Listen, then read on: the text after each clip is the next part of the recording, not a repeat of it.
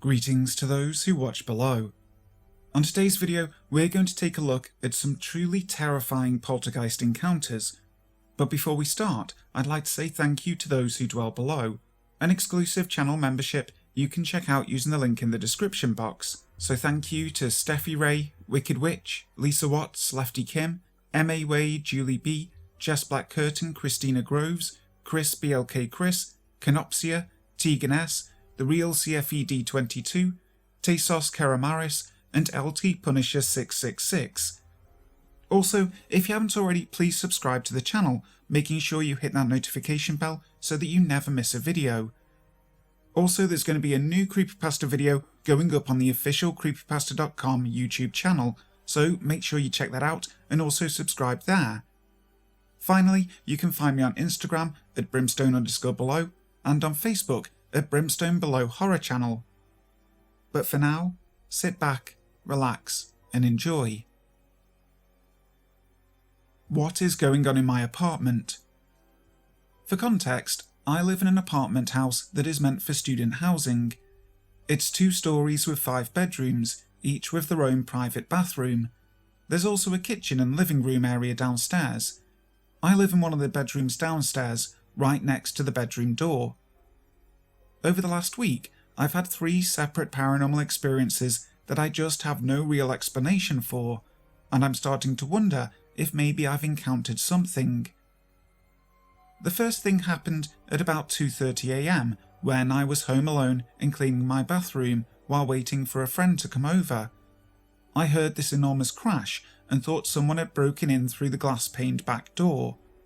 Instead, what I found was that the glass light cover in front of my bedroom had somehow detached from the fixture and shattered across the ground, leaving glass everywhere. The light bulbs themselves had not been broken, but nonetheless I was left incredibly shaken, thinking about how that could have fallen on someone. After that, my dog refused to walk out of my bedroom, and I had to carry her into her kennel in the next room where she normally sleeps at night, her choice. The next day, I cleaned the kitchen with my friend, and one of the things we focused on was the dishwasher because there was a gross smell coming from it. Later, when we were resting on the couch, both the microwave and dishwasher turned themselves on at the exact same time. The microwave didn't have anything on its screen, and the dishwasher was turned to the pots and pans setting, a setting my household doesn't really use. Then yesterday, I left my house to go pick up some necessities from Walgreens with my friend, making sure the door was locked before I left because there's been a lot of crime in the area.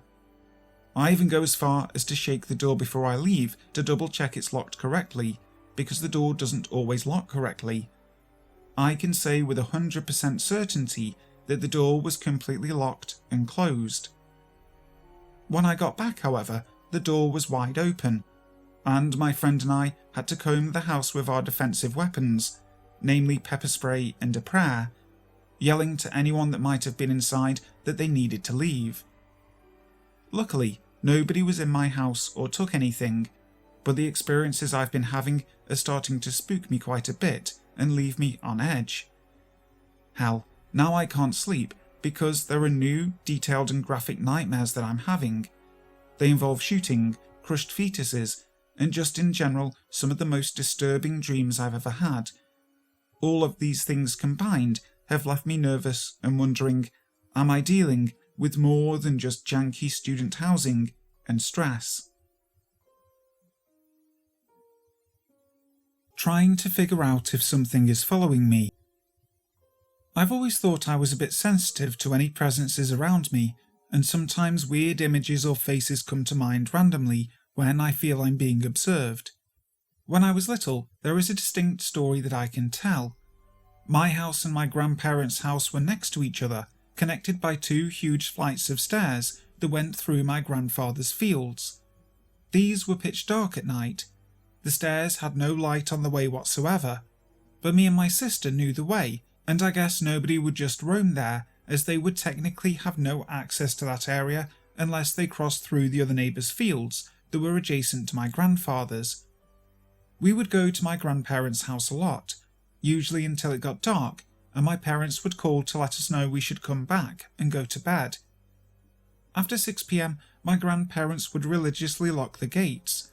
The house was surrounded by a massive wall you could not climb over because there were vines sort of making a ceiling, and these walls were only around the house and a small garden, not the fields.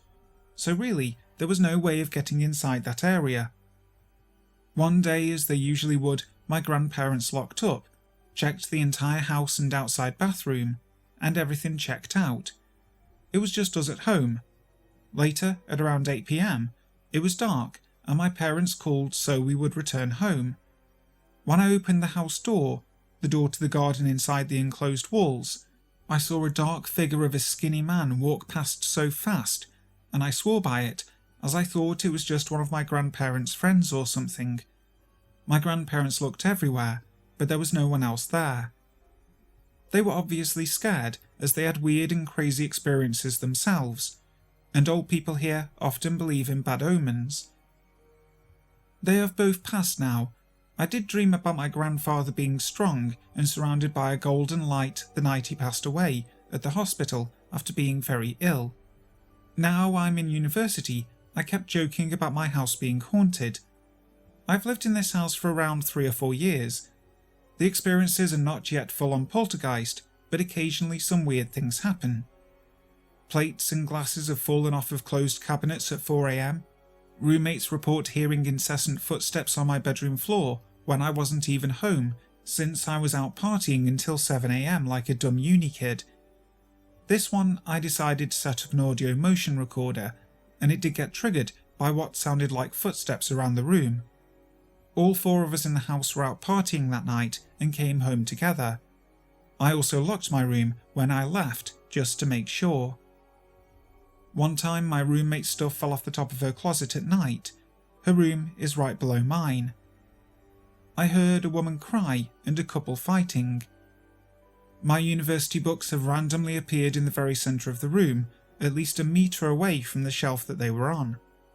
One of what I feel is the creepiest experiences is when I'd be woken up by a bloody scream on my ear calling my name, which happened multiple times. One night though, I'd fallen asleep after the alarm went off, and I had an exam, and I felt as if very calm angelic voices were calling me from afar and telling me to wake up. But it also sounded like it had a taunting tone to it. I can't explain, but that time I did wake up just in time for my exam. Many of these experiences happen when I'm alone at home, maybe since I'm the only one who stays there year round and doesn't go home for the weekends like the rest of my flatmates. The thing is, I feel like these experiences have become more scary. One time I woke up and felt like something was watching me from the corner of the room, and felt this humongous sense of dread that I could not shake off. I was so scared of closing my eyes, as if something would approach me if I did, and it suddenly went away when the clock hit 5 a.m. I usually don't feel scared or a threatening presence. It's usually sort of neutral or good, but sometimes it just feels like the devil is lurking behind me. More recently, I was playing on my computer and talking to friends on Discord, and I felt as if a book had flown and banged on the floor next to my foot. I even felt the breeze, as if I felt the movement. As I was used to this, I wasn't scared. I went to pick up the book, only to realise there was nothing there. On that same night, still through Discord, my friend said my voice out of the blue and just for a few seconds sounded like I was being possessed. It never happened again. I came home for the summer, but now I feel like something is following me, since now I'm experiencing these things here, across the ocean, and I can't explain them. Just this week, I've had a book fall just in front of me.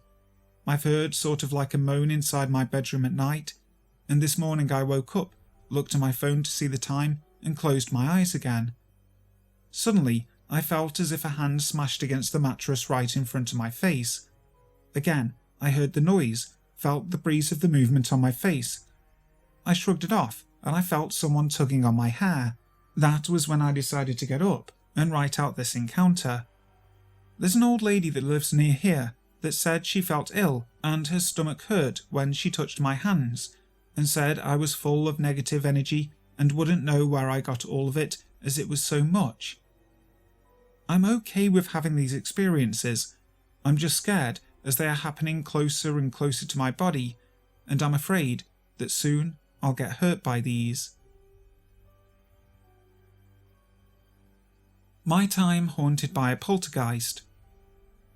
When I was around the age of 11, I lived with my family in Maddock, North Dakota. It was a very small town with only 5 streets along the main highway. It had its own school district, but that's because it was so far out in the middle of nowhere, even by North Dakotan standards. I remember my mother having to drive several miles east just to get a signal on her phone. This was back in 2009. I'm 23 now, and the things that happened in that house have haunted me since.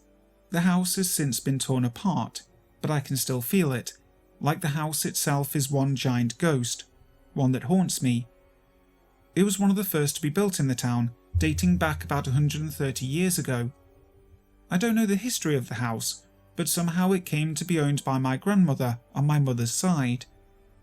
Stepping into the house was like stepping into an icebox. I do have to preface this experience with how I am not new to paranormal phenomena. I grew up in a very spiritual household, and I guess I became sort of a magnet. But nothing prepared me for this. Stepping into the house, you could feel its cold, dead grip grasp you. It left you paranoid and sleep deprived. I stopped being able to sleep in my room alone, so I had to have our large German Shepherd sleep in my bed every night with me.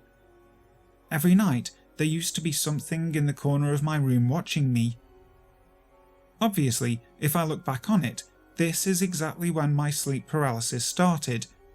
But I like to tell myself it didn't start until I was a freshman in high school. But I know better. If the power went out, then I would start to freak out. I was afraid whatever monster sat at my bed at night would come for me in the darkness. This is how the haunting started, with the paranoia and the fear of sleeping. Then came the figures we would see at the end of the hallways, then the things flying off the walls or counters. Then the threat of physical violence started. We would be pushed down the stairs. Sometimes it would be a subtle fall, but sometimes you could feel cold hands on your back as they pushed you. But you could always see the shadow at the end of the hall, its faceless shadow towering in the dimly lit hallway. We only lived there for about 6 months, and we quickly left back to the sunny coast of California. The last thing that happened to us before moving back was during the holiday season. We were all sitting in the living room, me, my mother and father, watching TV. And then without warning, all the pictures flew off the walls. Things we had up on shelves flew from their homes, glass shattering on the other side of the room from where it belonged. Then, about 2 weeks later, we moved. But sometimes I think that part of the house came with us. Something is happening while we sleep. So for starters, my roommates and I are 3 level-headed recent college grads with absolutely no knowledge on anything paranormal besides crappy horror movies, and I would take any advice or help I can get. 2 of us, Jay and I, moved in at the end of July. The house was totally fine and vacant for a few months before this after the previous tenants had left. My aunt, being super spiritual, insisted on giving me sage, which I burnt in my room and marked above the door as per her instructions, as well as walking through the house with it and stating, "Anything that is not made of light and love must leave." Everything was fine and well, despite the occasional bumps in the night we would hear. Jay and I would talk about the weird dreams or waking up randomly in the middle of the night to loud crashing sounds throughout the house.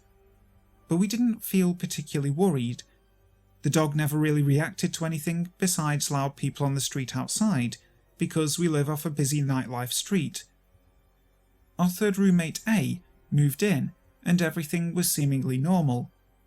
We had texted her about the crashing noises before, but no one was really concerned.